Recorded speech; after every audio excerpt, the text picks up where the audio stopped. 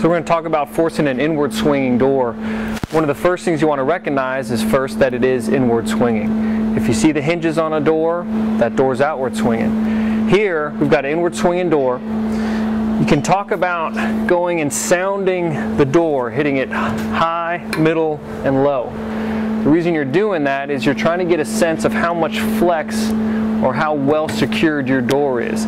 If I hit it high and I get a bounce, I know I'm not got a lock that I can't see on the inside. I can soften up my latch. I can do the same to the bottom. After doing that, we talked about getting a good Halligan to where we want to gap it. It's going to hold and give us a gap and a nice location to start forcing the door, putting our forks in that gap. When you start, you want to be able to put your forks in and feel the spring of that door. You want to have those forks capture the edge of the door and put a little tension on it. There's two areas that a lot of people make mistakes when forcing a door is they put the fork up here and they have their other firefighters start striking without really guiding the tool around the door. Either you're just going to drive this tool into the door frame, or you're going to set this tool up and start striking and you haven't got the forks around the edge of the door. You're just going to put two nice teeth marks on the edge and never get through it. So once I'm here, I get a little tension.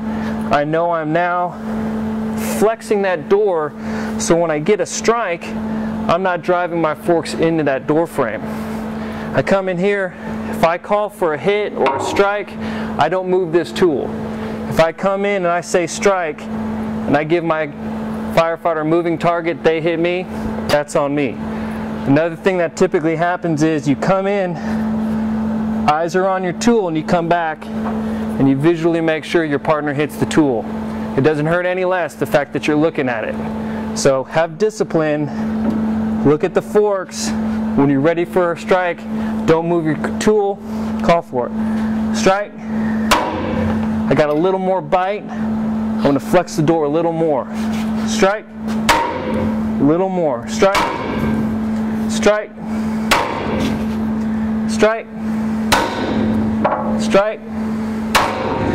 Typically, if I get my tool perpendicular to the door, I can see the tips of my forks are going to clear the door frame. At this point, I can say drive, strike at will, something to give my firefighter a cue that they can keep hitting my tool until I say stop. Strike at will.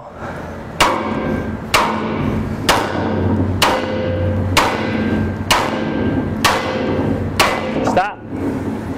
Now here, I've driven my tool in.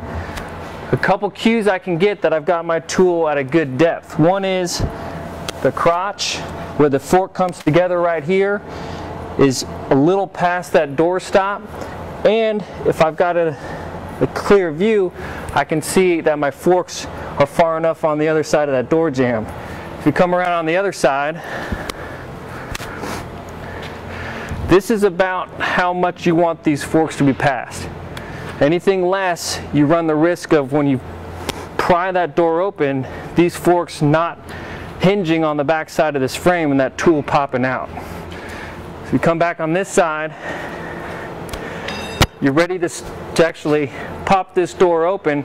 You want to make sure that you're evenly weighted on your feet. It might give, so you come in here, good and steady, give a go. If it's a really hard door, you can ask your striking partner to pull as you push. So come in,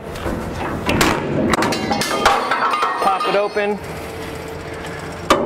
You can turn that tool around, grab the edge of the door, get door control, and you forced your door.